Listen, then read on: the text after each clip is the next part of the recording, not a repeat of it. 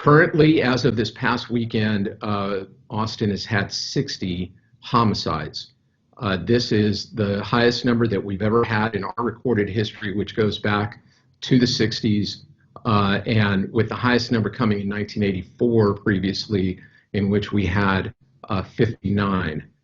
We still have 3.5 months to go this year. So unfortunately, I think this trend might continue, probably will continue, and we need to do everything that we can as a community, and I'm speaking both as a public safety agency as well as the community at large, to stop that number from growing. Of those 60, 49 have been solved, and we're working on the remaining 11. Several of those we have very solid leads on. Our homicide unit has been working tirelessly and around the clock on these cases as they come in, as well as our forensics division, our crime analysis division, and the Central Texas Lone Star Fugitive Task Force. Based on the number of homicides that we've seen this year, we increased the number of detectives that we have in that unit by 2 additional detectives, for a total of 14 detectives as of last month. You know, what I really think are driving these increases, some of them I've been very vocal on, but I'll just kind of reiterate them right now. Over the last couple of years, we have seen a marked increase in the amount of gun crime that is occurring in the city. I think that there are a number of reasons that are driving that. Certainly the criminologists and others are looking at to determine why that is happening. But what I can just tell you from the cold hard facts is that our weapons violation has seen a 28% increase this year over last year, and the number of weapons violations that we have has increased significantly. Our murders are up 74% this year over last year as of the end of August, and I think that much of that has to do with the number and proliferation of gun crime and the guns that are available on the streets. And interpersonal arguments are becoming deadly when guns are introduced into that environment. I also think that you know, the evidence that I'm seeing that's coming out of our violent crime divisions is that we have a number of offenders that had previously been arrested, have been released out of jail on personal recognizance bonds, and are recommitting violent offenses. We have been you know, very vocal in when we see this is happening to make sure that we as a criminal justice system and as a community are holding those accountable who have committed acts of violence, and that we don't give them an opportunity to reoffend. And then finally, I'll say that staffing shortages have also played a part in this. Research shows that the #1 deterrent for crime is officer presence. And with the fewer number of officers that I have right now on patrol, that really are many times running from call to call and do not have an opportunity for proactive police work, has decreased that officer presence and has provided opportunities for people to commit these acts of violence. It's a complex issue, and I think it's one that, you know, we really need to, as a community, come together to work on jointly. What I ask from our community is, when you have information regarding individuals or groups of individuals that are committing crimes using guns, or are committing aggravated assaults, are committing you know, shootings and other acts of violence in our neighborhoods, that you call the police. Please help us to catch these offenders, to make sure that they are taken into custody, and that they ultimately can be held to account for these acts of violence. What we will do as a department is continue to evaluate, just as I mentioned, moving more detectives into our homicide unit. We continue to look at all areas of the department to see how we need to make staffing adjustments to continue to keep the city of Austin safe from those who would do violence upon it. I'll go ahead and stop there and take a few questions.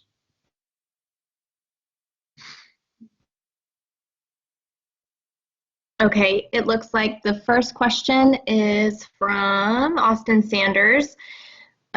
Chief, in your view, what role do APD patrol units play in preventing homicides?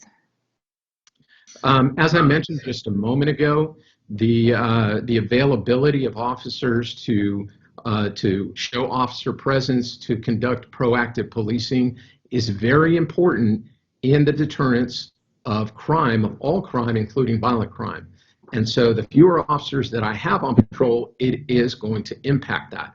And I think that that has played a part in this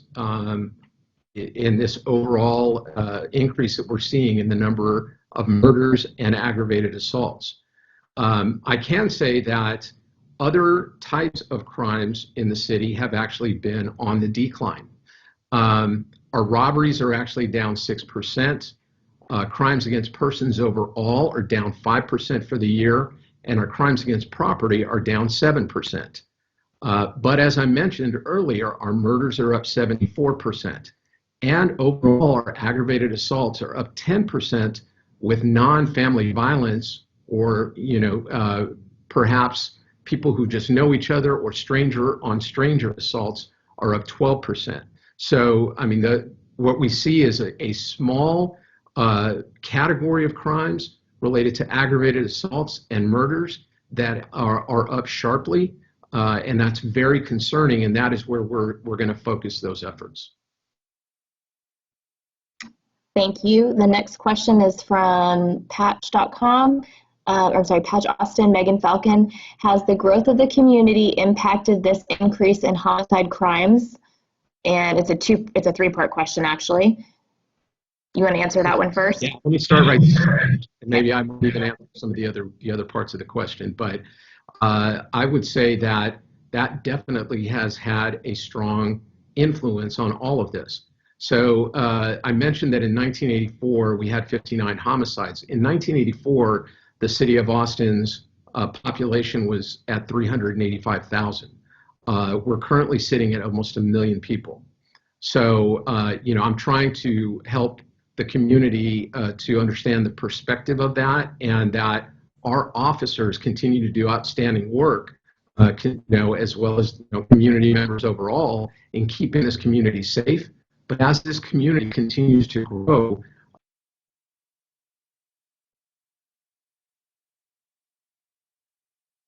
Chief, it looks like you muted.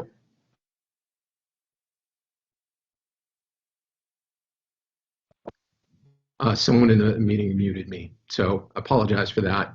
I'm not sure when y'all lost me, but I think that our officers have continued to do a great job even with the decreased numbers that we've seen on the department, but we have to continue to grow the department as the size of our city continues to grow.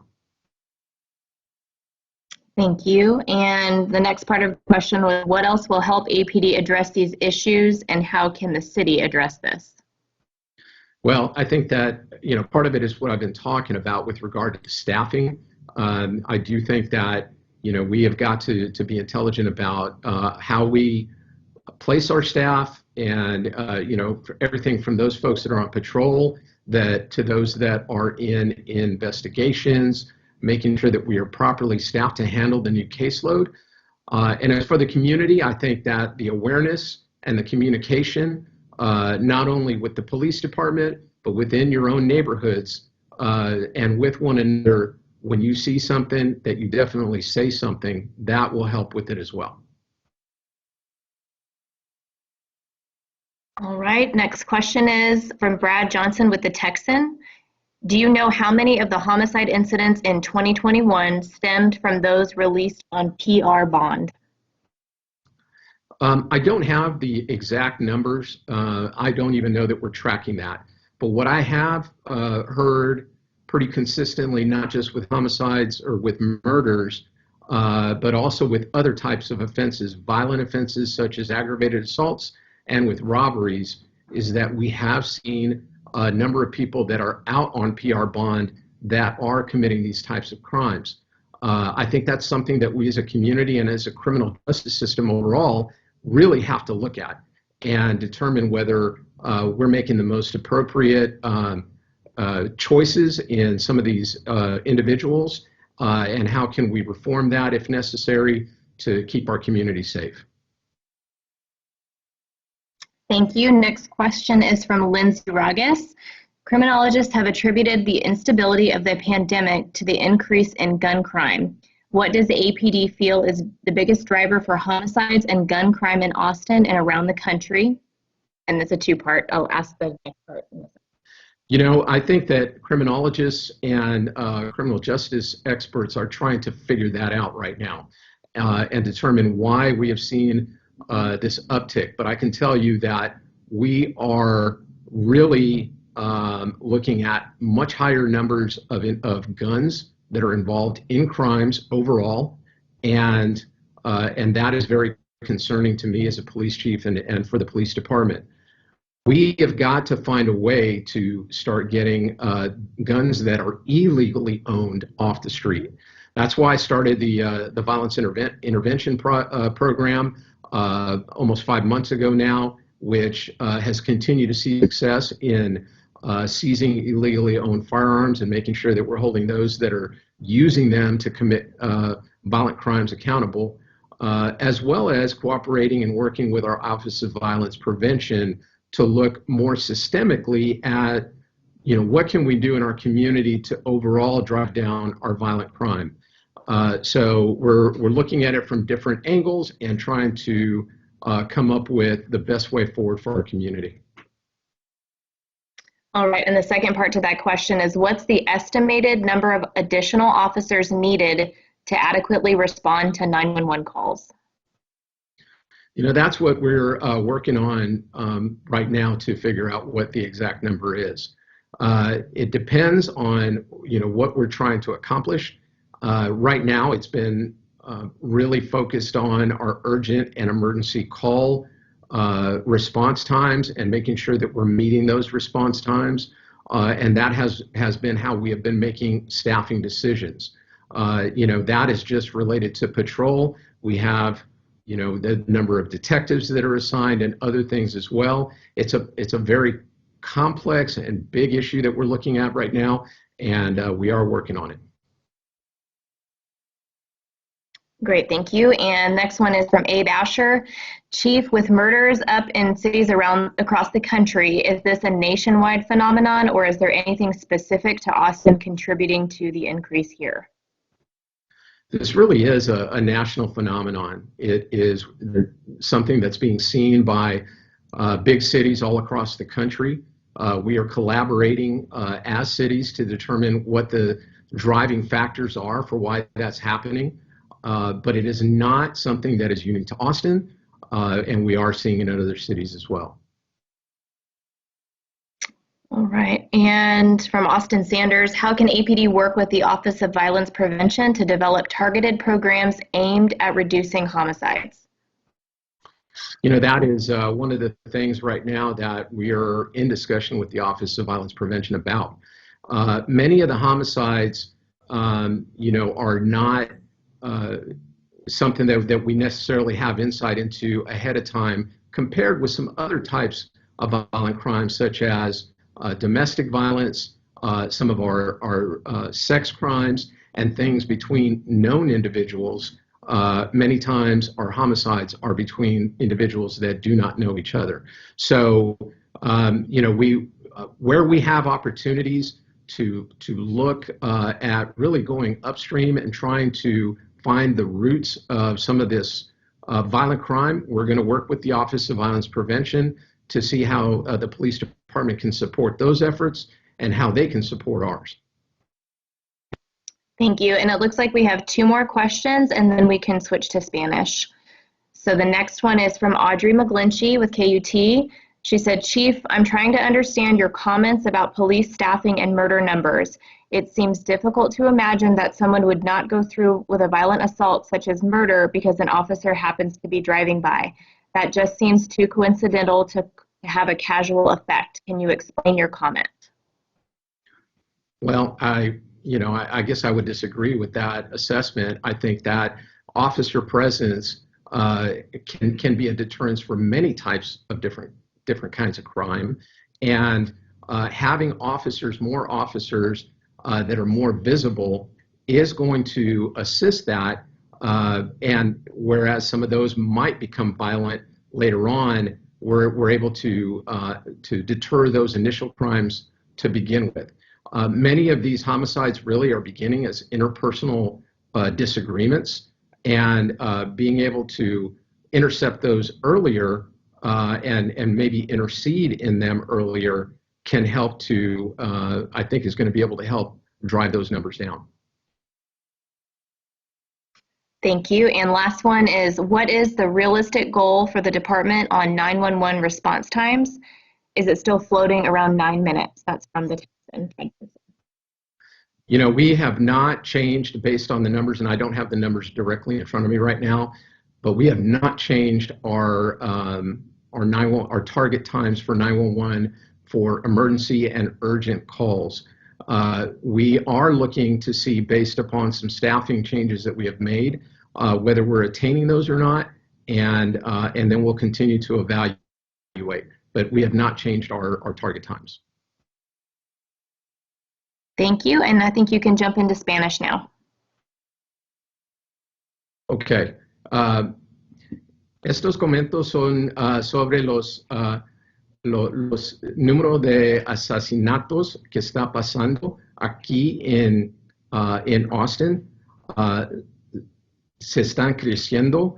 Hay 60 ahora por el año aquí en Austin. Eso no es justo. Y eso es, la policía está trabajando para bajar esos números. Necesita la ayuda de la comunidad y necesitan,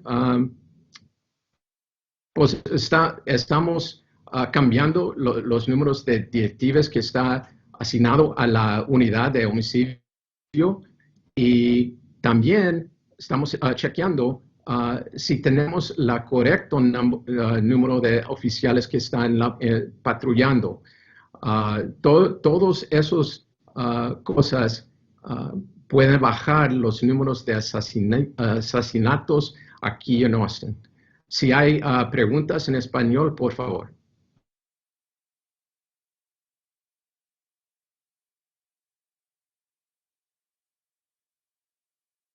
I don't see any questions in the chat, so I think we're good. Okay.